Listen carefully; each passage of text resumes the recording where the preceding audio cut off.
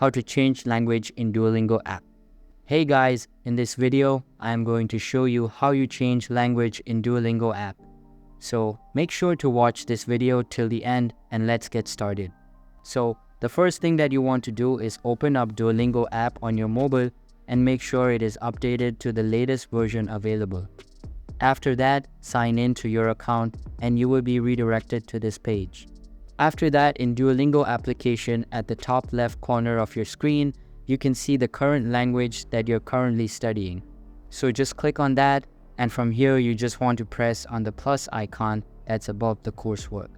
From here, Duolingo is going to ask you what you would like to learn, and from here you just want to scroll down and choose the language that you want to learn.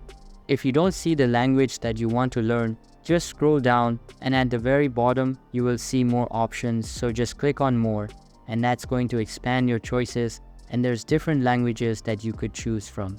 So just select your language here that you want to learn. For example, I want to learn French. I just click on continue. So here, just like before, when you started using Duolingo, it's going to ask you if you want to start from scratch or find your starting point.